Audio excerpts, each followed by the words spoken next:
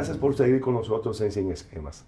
Vamos a conversar en esta ocasión con un amigo que ya ha estado con nosotros en Sin Esquemas, el pastor Víctor Medina, de la Comunidad Bíblica de Fe, con quien estamos seguros que vamos a llevarle a nuestro público televidente informaciones útiles, reconfortantes, aleccionadoras, en estos momentos tan difíciles que estamos viviendo, en momentos donde lamentablemente, hay que decirlo con mucha responsabilidad, lo que está ocurriendo, no voy a decir en el mundo, porque yo quiero ocuparme de mi país, en nuestro país, debe llamarnos a reflexión a todos. Víctor, gracias por estar con nosotros en Sin Esquemas, y de verdad que yo quisiera de entrada rápido decirle al amigo pastor, joven, profesional, ¿qué está pasando? ¿En qué tú enfocas o qué tú crees que es la causa principal o son las causas principales de esta degradación lamentable, de esta pérdida de amor por la vida que estamos viviendo en nuestro país y en el mundo? Pero vamos a circunscribirnos a nuestro país. Bueno, primero que todo, gracias por la invitación. Para mí esto es una casa, estar aquí siempre también.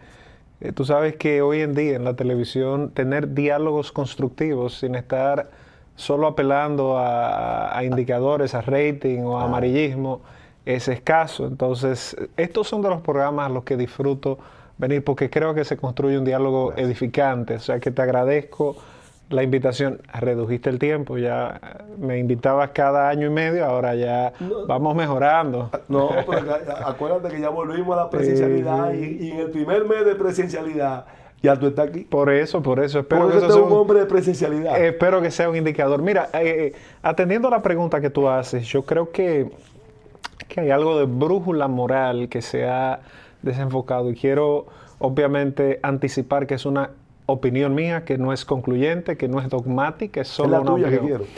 Mira, si tú ves a Oriente y Occidente, pongámoslos como dos polos así, nosotros ubicados en el Occidente moderno, pero vamos a circunscribirnos a la parte que nos toca en las Antillas, ¿verdad? Nosotros en este lado, cuando a estas potencias, de un lado y del otro hemisferio, les da gripe, a nosotros nos da neumonía.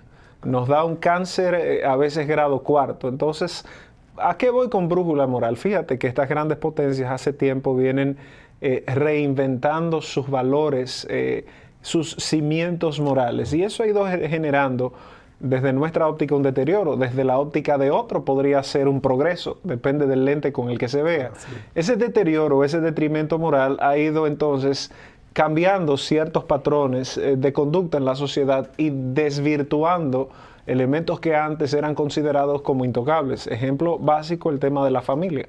Hoy en día tú ves una desvirtuación, reitero, del concepto nuclear de familia. Hay una variante interesante que se está cosiendo desde la década de los 80, esta revolución sexual, este cambio en la brújula de la moral ha producido lo que tenemos hoy. Y hoy estamos básicamente no solo pagando las consecuencias de ese cambio en cuanto a brújula, sino también estamos, yo diría, en los albores. No estamos ni siquiera cerca del mediodía de lo que se nos espera. No quiero ser apocalíptico, lo que quiero es puntualizar que estamos básicamente bebiendo el vino de la vid que nosotros mismos hemos estado cultivando en los últimos 30 a 40 años. Si tú haces un análisis retrospectivo en la historia, no fue así antes, pero había otros retos también. Entonces, cada generación enfrenta situaciones conflictivas como las que estamos viviendo hoy. Y bueno, en nuestro país nos roza una de muy cerca en días pasados, o sea, algo que está muy a flor de piel, la muerte de esta arquitecta, pero eso pasa a diario. En nuestro país hay un detrimento en relación a cómo andamos nosotros. Yo ando manejando y yo veo, y yo mismo me encrispo muchas veces con, uno pierde los estribos en un país que lamentablemente en el contexto mundial que tenemos parece estar no en una deriva gubernamental, sino en una deriva moral que trasciende los linderos políticos. Esto es algo que va más allá, que va a las tripas de la sociedad. Cuando tú dices, Víctor, sin tú querer ser apocalíptico de forma, lo que significa apocalíptico, o sea, predecir cosas peores. ¿Tú estás aceptando, te pregunto, que lamentablemente son más en el mundo los que se inclinan a difundir lo malo, a difundir lo degradante, a difundir lo alejado de la formación moral, de la formación para los que somos cristianos, cristianas, o simplemente tienen más poder o se atreven más a difundir esos que ellos tienen como agenda? Mira, tú eres un hombre de ciencia numérica, ¿verdad? Un hombre de números. Y a mí los números no me cuadran. Te explico rápidamente.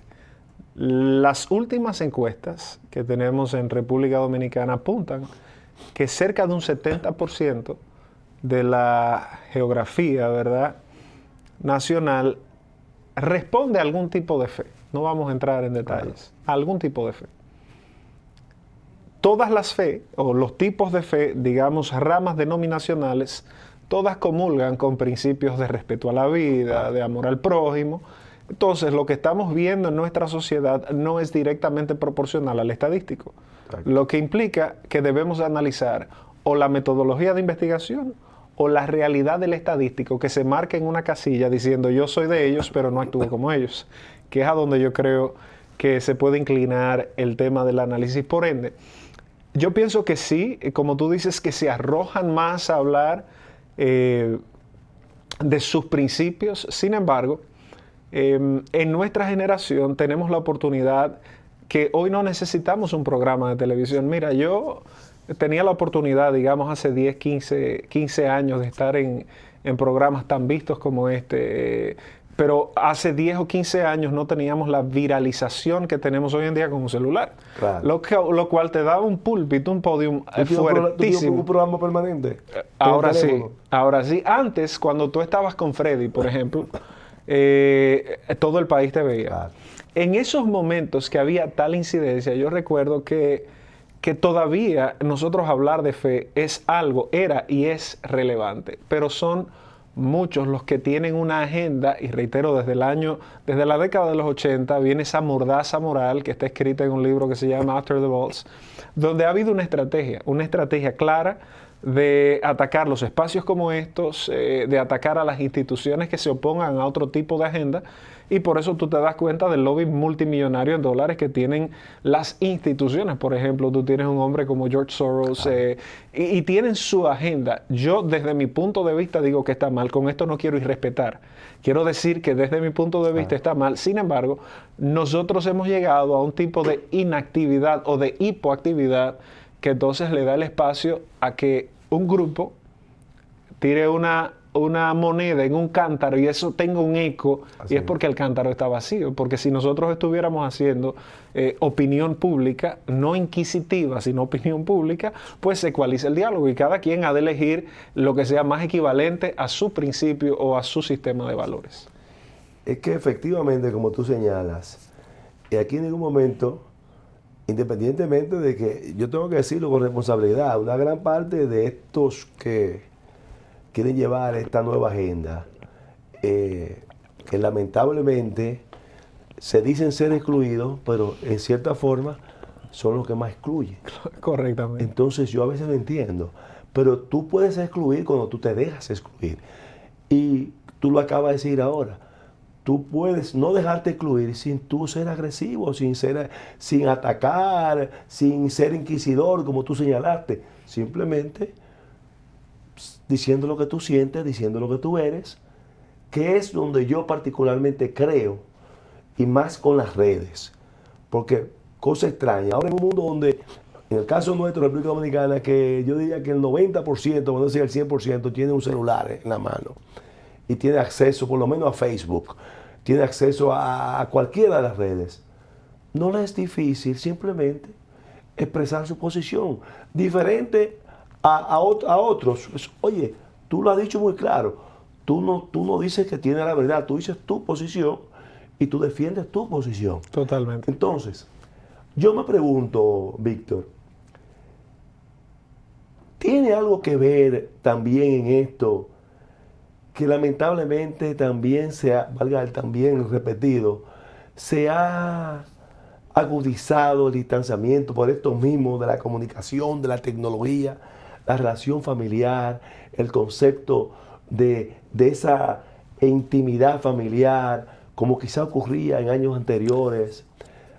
¿Qué tú crees sobre eso? Mira, yo pienso que tú traes un punto digno de estudio. No te puedo decir que lo he estudiado, pero tú comentándolo me genera mucha curiosidad, porque eso se somete a un análisis social y seguro va a tener resultados bastante interesantes. Yo creo, y reitero, sin ningún método científico, solo de opinión, yo creo que sí. Yo creo que el nosotros aislarnos cuando hemos sido confeccionados anatomofisiológicamente para ser gregarios, o sea, nosotros somos personas de reunirnos, de acercarnos. Y a mí me llama mucho la atención un verso en la Biblia que está en Hebreos, capítulo 10, cuando dice: no te dejes de congregar como algunos tienen por costumbre.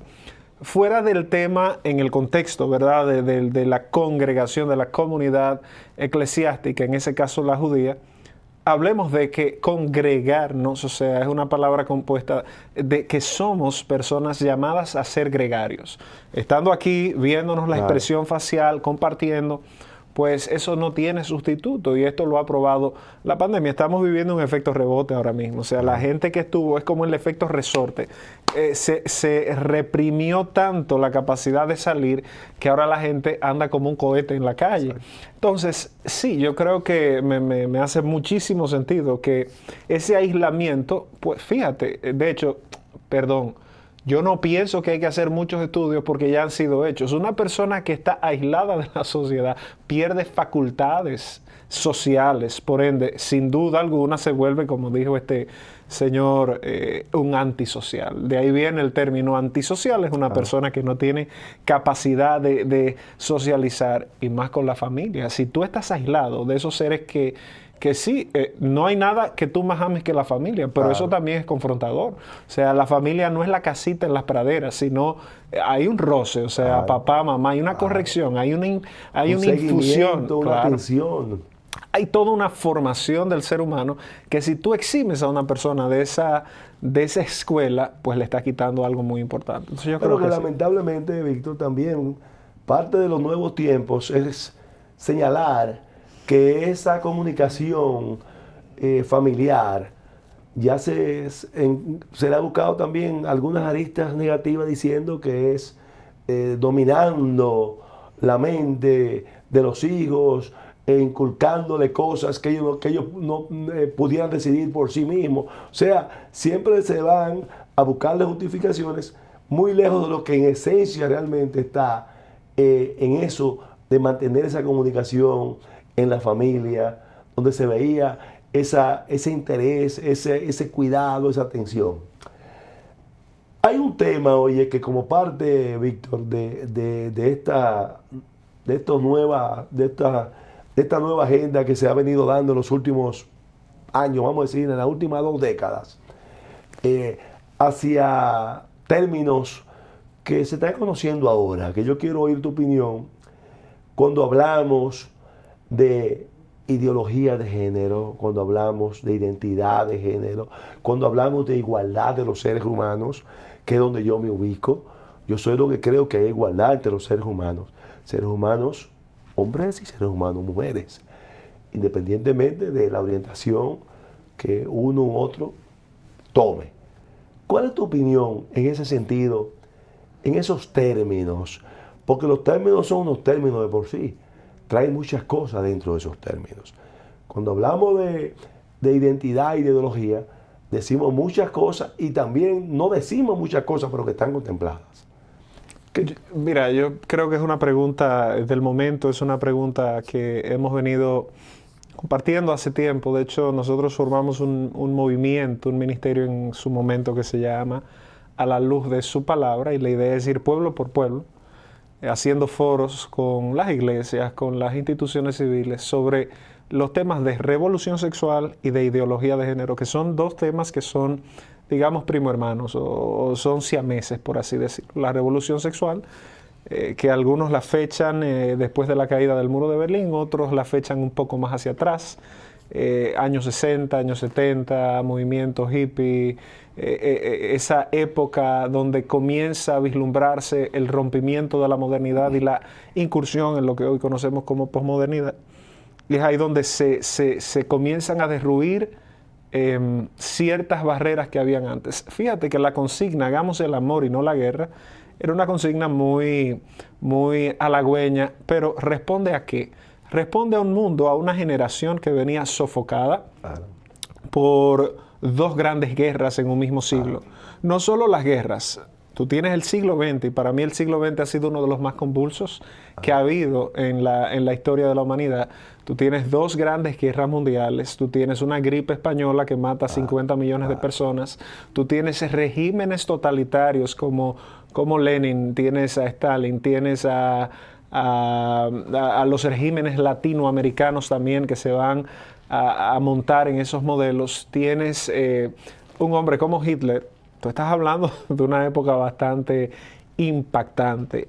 Bueno, de ahí viene el concepto de hagamos el amor y no la guerra. O sea, seamos libres. Fíjate que cuando tú hacías el comentario de la moda, de la historia es cíclica.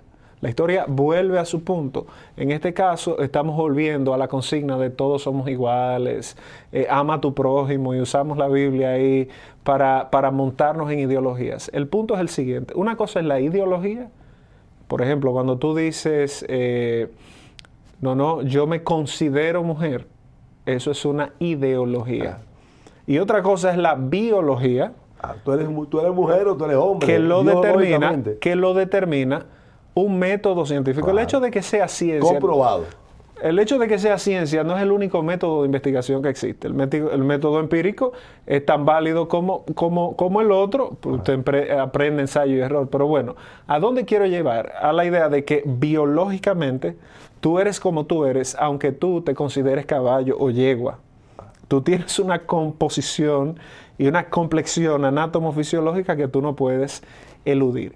Que sí hay una construcción social sobre el rol de hombre y mujer, eso es correcto. Hay una construcción social que está alrededor de, pero eso no determina el ser mujer o ser hombre. El sexo lo determina los cromosomas, lo determina la biología, lo determina la ciencia. Entonces, partiendo de ese punto, nosotros tenemos que saber dividir lo que es ideología de lo que es biología. Y hoy en día hay más de ideología que de biología en todo lo que se está hablando. Por ende, cuando tú hablas de personas excluyentes, hay un libro que escribió Josh McDowell hace tiempo que se llama, está vigente, La Nueva Tolerancia. Y ese es el problema. Que si yo tengo una persona que está a favor de ellos, todes y todas esas cosas, se sienta ahí, habla de que uno lo odia, de que uno esto, de que uno es una persona irracional, pero no son capaces de sostener un diálogo al debate. Respetuosamente. ¿Por qué? Porque hay una actitud, fíjate que es famosísima, la famosa, repito o reitero, la falacia dominen. Yo voy a descalificar al individuo porque no puedo atacar los argumentos. Entonces, es irrefutable el hecho de lo biológico en el debate. No hay forma. De hecho, hubo un análisis que se hizo en el año 2018, una muestra de casi 500,000 de personas, una gran parte fue de Europa, otra parte de Estados Unidos, donde se investigó el tema del gen homosexual. Si había tal predisposición genética hacia el homosexualismo. Conclusión de dicho estudio, no hay. Hasta ahora no la hay. Tal predisposición. Debemos respetar que una persona decida esto. Yo creo que sí. O sea, si usted quiere ser de una orientación X, Y o Z, esa es su decisión. Pero imponerla de forma normal e ideológica, eso ya es algo debatible y tenemos derecho a levantar el debate. Exacto. Y es ahí donde se ha roto esta discusión, porque, tú no quieres que yo te imponga el heterosexualismo, pero tú no me puedes imponer el homosexualismo. O sea, yo voy a enseñar y a predicar lo que yo creo que es correcto y tú harás tu trabajo. Pero ¿sobre qué base? Así como tú dices que Jesús es una ideología, que no lo es ideología por un lado, pero es historia por otro. Es probable. Pues en este caso yo pienso que que es lo mismo. Y te podría hacer una cronología, probablemente no tengamos todo el tiempo para eso, pero tú tienes ahí cómo esto ha venido minándose desde el año Sí, pero 1994. esa parte yo quiero que tú me la comentes inmediatamente después de nuestra primera pausa de un par de minutos apenas. Continuamos con nuestro amigo invitado, Víctor Medina, pastor de la comunidad bíblica Fe, con quien en esta primera parte hemos tocado muchos aspectos interesantes y donde también vamos a continuar en lo que nos queda del programa, que es bastante todavía, aprovechando su presencia aquí para que nos siga suministrando esas informaciones que particularmente yo siempre lo he reiterado. Es el objetivo fundamental nuestro en Sin Esquemas. Llevarle opiniones a ustedes útiles, constructivas. Usted puede estar en desacuerdo. Usted puede decir que no está de acuerdo con eso. Nosotros respetamos y entendemos que es su derecho. Ahora, lo que sí queremos que siempre tengan pendiente y estén seguros que aquí nosotros no venimos a crear diatribas ni a crear un tema de debate ofensivo. Continuamos con nuestro invitado en un par de minutos.